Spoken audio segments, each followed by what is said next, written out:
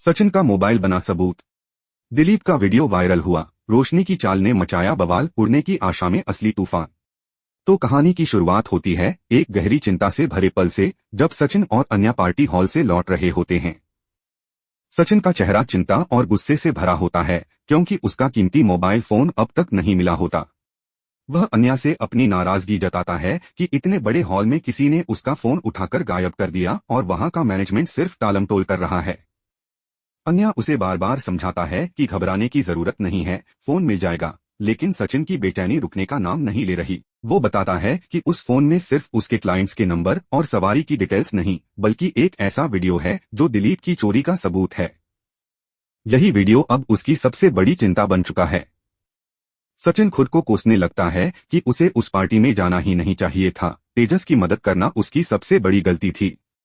अन्या फिर उसे शांत करता है और उसे याद दिलाता है कि वो खुद ही सचिन को यह सलाह दे चुका है कि वह वीडियो रखना जरूरी है, ताकि सही समय पर दिलीप को उसके कर्मों का आईना दिखाया जा सके। तभी अन्या उसे सुझाव देता है कि पुलिस स्टेशन जाकर शिकायत दर्ज करानी चाहिए। वह समझाता है कि पुलिस फोन को ट्रेस कर सकती है और बिना फोन को खोले उसे वापस दिला सकती है। लेकिन सचिन पुलिस में जाने को लेकर हिचकिचाने लगता है।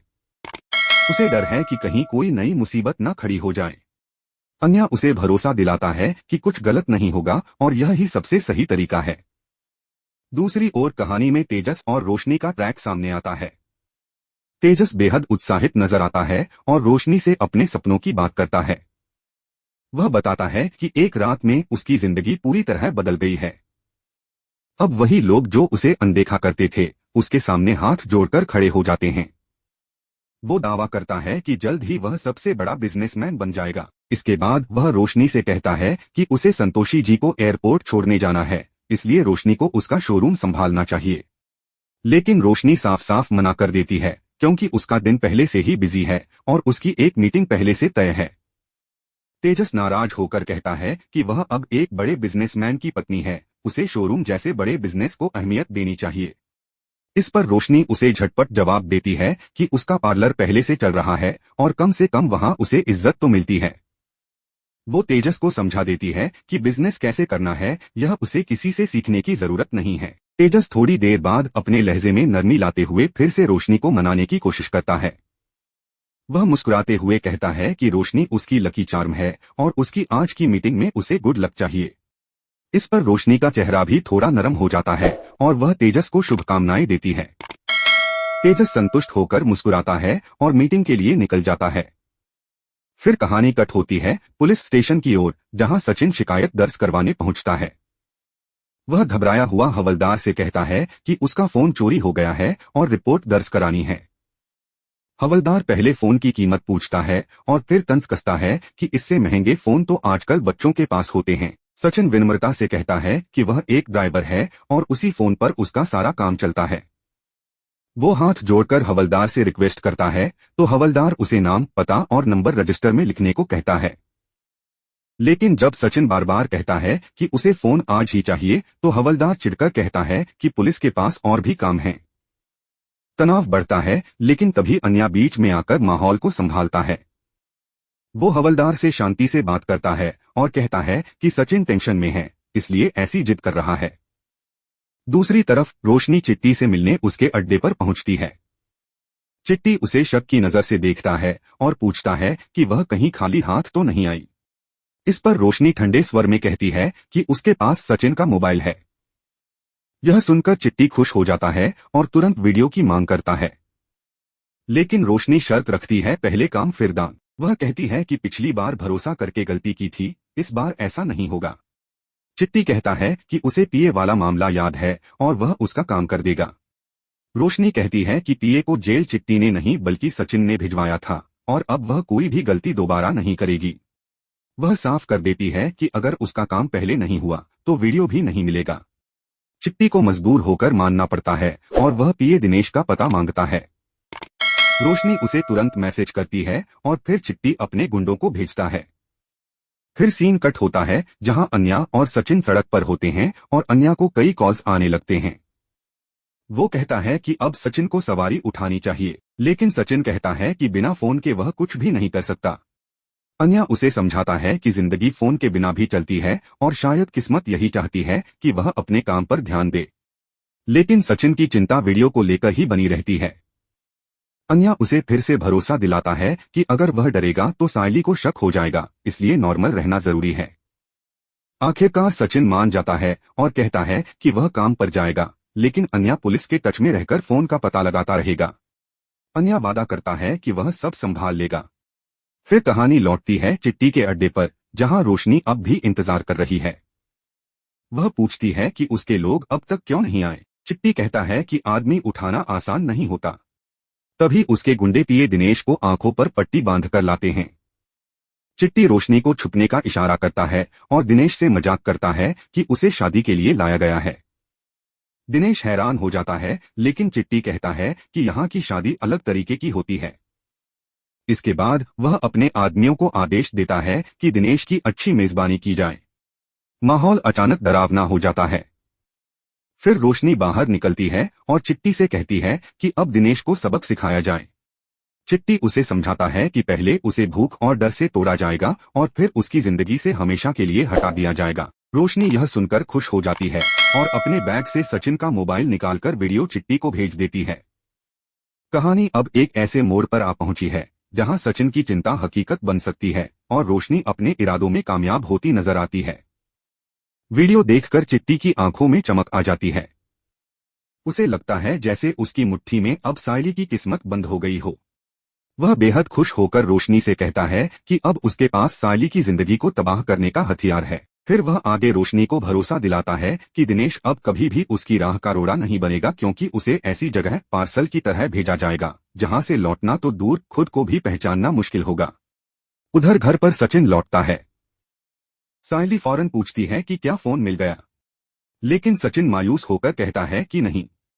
सायली उसकी चिंता देखकर हैरान रह जाती है और पूछ बैठती है कि आखिर उस फोन में ऐसा क्या था जो वो इतना परेशान है।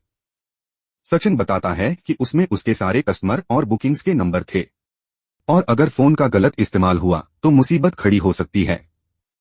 सायली उसे समझाने की कोशिश करती है कि वह कंपनी में कॉल कर सिम ब्लॉक करवा सकता है और नए फोन में वही नंबर फिर से एक्टिवेट हो जाएगा। मगर सचिन ज्यादा बात न करते हुए जल्दी में सायली से एक बैग तैयार करने को कहता है, क्योंकि अन्या के जरिए उसे एक लंबी सवारी की बुकिंग मिली है। सायली उसे रोकने की कोशिश करती है और कहती है कि बिना फोन के मुंबई से बाहर निकलना ठीक नहीं होगा।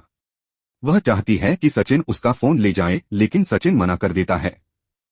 उसका कहना होता है कि सायली का भी पूरा काम उसी फोन से चलता है और अगर जरूरत पड़ी तो वह सवारी के फोन से कॉल कर लेगा। आखिरकार सायली बैग तैयार करती है और सचिन अपनी अगली यात्रा के लिए निकलने लगता है। घर पर किचन में सायली खाना बना रही होती है। तभी अचानक एक छिपकली उसके कंधे पर गिरती है और वो घबराकर जोर से चीखती है। उसकी चीख सुनकर रेणुका दौड़ती हुई आती है, लेकिन डर के मारे सायली छिपकली को झटक देती है और वह सीधे रेणुका पर जा गिरती है। रेणुका घबराकर हॉल की तरफ भागती है और वहां पहुंचते ही छिपकली को रोशनी पर फेंक देती है। अब रोशनी की चीख निकलती है और तेजस दौड़ता हुआ आता है, लेकिन घबराई हुई रोशनी छिपकली को तेजस की ओर धकेल देती है, जो उसकी सीधी नाक पर गिरती है।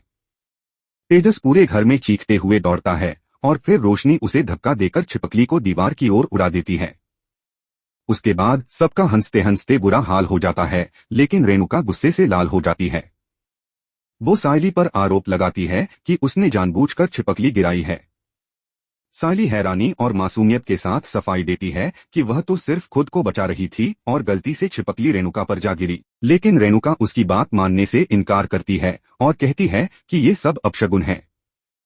सायली शांत स्वर में कहती है कि उसे अंधविश्वासों पर भरोसा नहीं है, लेकिन रेणुका उसे डांट देती है और कहती है कि पंचांग देखना जरूरी है। रोशनी मोबाइल पर देखकर बताती है कि अगर छिपकली गर्दन के बाएं हिस्से पर गिरे तो वह शुभ संकेत होता है और इससे धन लाभ होता है। रेणुका खुश हो जाती है क्योंकि छिपकली उसके लेफ्ट नेक पर गिरी थी। फिर रोशनी खुद के लिए चेक करती है और पाती है कि दाएं कान पर छिपकली गिरना भी लाभदायक होता है। वो भी मुस्कुरा उठती है। इसके बाद वो तेजस के लिए देखती है और बताती है कि नाक पर छिपकली गिरना अशुभ माना जाता है, जिससे परेशानियां बढ़ सकती हैं। ये सुनते ही तेजस तुरंत कुछ कहने वाला होता है, लेकिन रेणुका उसे रोक देती है। फिर बात को बदलते हुए तेजस कहता है कि अगर रोशनी के लिए सब अच्छा है तो वही घर संभाल लेगी। रोशनी जब सायली के लिए देखती है तो बताती है कि सिर पर छिपकली गिरना दुख का संकेत होता है। सायली थोड़ी परेशान हो जाती है, लेकिन वह आत्मविश्वास से कहती है कि जो भी मुश्किल आएगी वह खुद उससे निपटेगी और किसी से मदद की जरूरत नहीं है। इसी बीच रोशनी को शिखा का फोन आता है। शिखा बेहद उत्तेजित होकर कहती है कि उनका प्लान काम कर गया है और वो वीडियो सोशल मीडिया पर वायरल हो चुका है। वह लिंक भेजती है जिसे रोशनी फौरन चेक करती है। वीडियो पर हजारों व्यूज और कमेंट्स देखकर वह बेहद खुश होती है। शिखा थोड़ी भावुक हो जाती है और कहती है कि दिलीप कॉलेज जाने वाला लड़का है, वह इतनी बदनामी कैसे झेलेगा। साथ ही वह सचिन और सायली के लिए भी चिंता जताती है। लेकिन रोशनी बेहद ठंडे अंदाज में जवाब देती है कि जिसने चोरी की है उसी के साथ यही होना चाहिए। शिखा उसे समझाने की कोशिश करती है कि यह मसला परिवार के भीतर ही सुलझ सकता था। पब्लिक में लीक करके उन्होंने खुद अपने लिए बवाल खड़ा कर लिया है।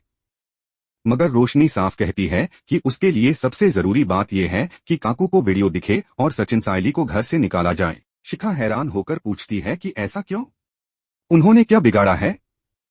तो रोशनी गुस्से में आ जाती है और कहती है कि वो लोग कृष के पीछे पड़े हुए हैं और उसके लिए खतरा बन चुके हैं। अगर वे घर से चले जाएंगे तो उस पर कोई शक नहीं करेगा और रिया के माता पिता भी अपनी बेटी को यहाँ नहीं रहने देंगे।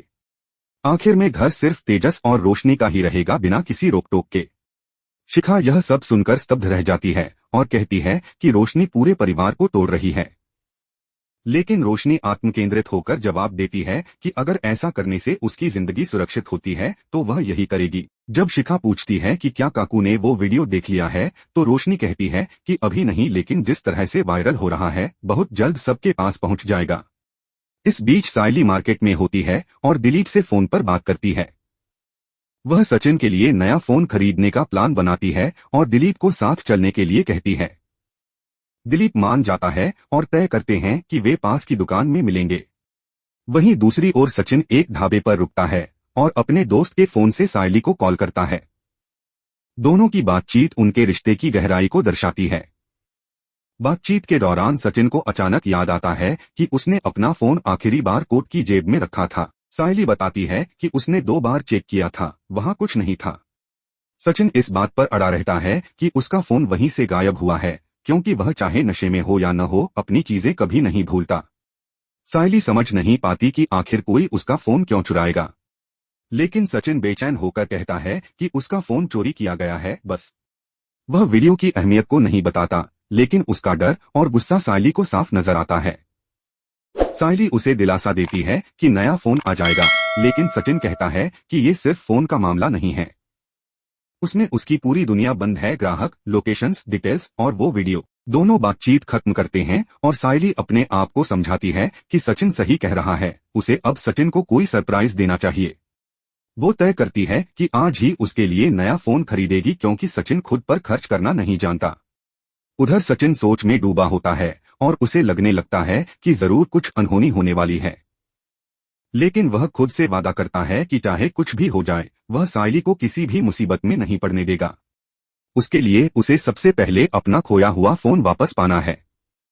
और वहीं दूसरी ओर कैमरा कट होता है रोशनी पर, जो बेहद संतुष्टि से कह रही होती है, आज का शो तो धुआंधार होने वाला है। और इसी रहस्यमय मुस्कान के साथ आज का एपिसोड यहीं समाप्त होता है। तो दोस्तों, कैसा लगा आज का ये ट्विस्ट और टर्न से भरपूर एपिसोड? अगर आपको ये रिव्यू पसंद आया हो तो कमेंट में हाइप जरूर कीजिएगा। वीडियो को लाइक कीजिए, शेयर कीजिए और चैनल को सब्सक्राइब करना मत भूलिए, ताकि आप उड़ने की आशा के हर धमाकेदार मोड़ को सबसे पहले जान सकें। मिलते हैं अगली कड़ी में। आगे क्या होगा? क्या चिट्टी उस वीडियो का गलत इस्तेमाल करेगा या सचिन समय रहते कुछ कर पाएगा? जानने के लिए देखिए उड़ने की आशा का अगला धमाकेदार एपिसोड।